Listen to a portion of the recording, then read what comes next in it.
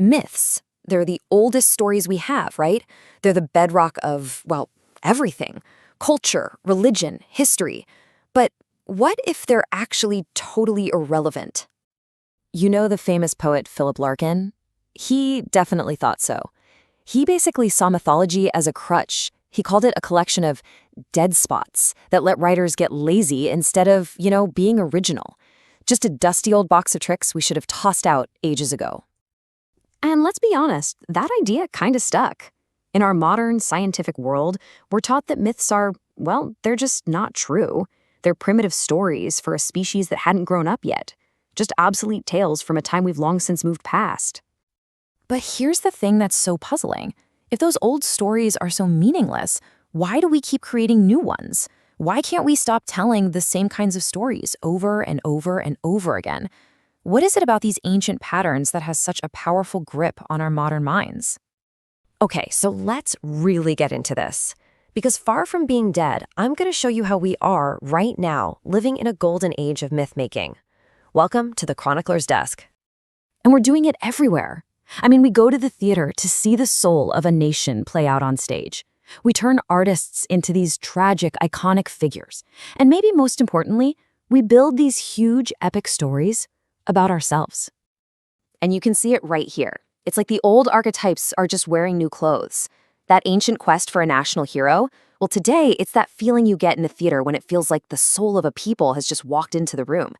The tortured artist? That's the modern myth of someone like Sylvia Plath, the iconic martyr. And the Redeemer? That gets reborn as the noble, pristine peasant in our national stories.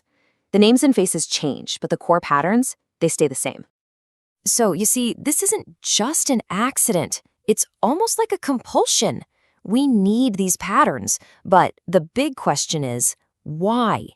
What is it deep inside us that these stories are actually feeding? Well, the answer isn't in a history book. It's in our own minds, in our psychology, because these stories, they aren't just stories. They're kind of like a secret code for how our brains are wired. So this is absolutely crucial. We have to update our whole definition of myth. A myth isn't a lie. It's more like a symbolic narrative that a culture tells itself to figure out who it is, to understand what it values and where the heck it's going. It's a tool for thinking. Yeah, a great way to think about them is like maps. But not for roads and rivers. They're psychological maps. They chart the big landscapes of human experience. Love, loss, betrayal, triumph. They give us a framework to make sense of our own messy lives. And what are these maps helping us navigate? Well, all the big stuff. Our deepest desires, the search for our identity, that powerful need for community, the fight for freedom. They help us wrestle with that timeless struggle between good and evil and think about the huge mysteries of fate and redemption. These aren't small things, right? They're literally the biggest questions we ever face. So if digging into these ancient codes is helping you see stories in a totally new light, hey, you can help us decode even more topics. All you got to do is subscribe to the Chronicler's Desk and make sure to ring that notification bell. We'd love for you to join us on this journey. But that leads to a whole other question, doesn't it? If this code is so ancient, we're talking thousands of years old, passed down from campfires and stone tablets, how on earth is it still running on our modern hardware? How did it even survive the trip into our digital world? So how did it survive? Well, the answer is pretty amazing. The delivery system, the way we get these stories, it's evolved right along with us. And now, it's more powerful and more immersive than at any point in human history. Think about it. It started with stories told around a campfire. Then we got the great written epics. The 20th century saw writers like James Joyce wrestling with these same old patterns. After that came movies and TV, beaming these myths straight into our living rooms. And today, we've got interactive worlds, video games. We don't just watch the hero's journey anymore. We actually play it. There's a scholar, Nicholas Mirzoff, who put it perfectly. He said our reality now is basically a visual one. We live so much of our lives on screens. And this visual culture, it has become the single most powerful machine for transmitting myths that has ever existed. And this is the real kicker. The technology is brand new, shiny, and advanced, but the stories it's telling are ancient. That series you just binge-watched, that blockbuster movie, that video game you're hooked on, They are all running on the same ancient software. The medium changes, but those deep, mythic patterns, they're here to stay. That's incredibly powerful when you think about it. But it's not just about the stories we watch or play. There is one other place these patterns show up. And honestly, it's the most important one of all. So where is it? We find them inside ourselves. The final frontier for mythology isn't out there somewhere in the world. It's right here, inside each and every one of us.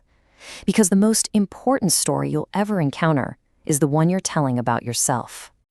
You see, we don't just sit back and consume these stories. We're actively using their blueprints to build a sense of our own lives. We're all the hero of our own journey, right?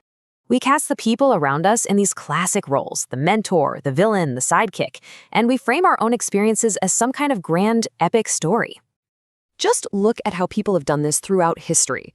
Oscar Wilde basically invented a whole new persona for himself. He became more English than the English. Or think about the characters in the play Double Cross, trying so desperately to escape their roots, to rewrite the myth of who they are.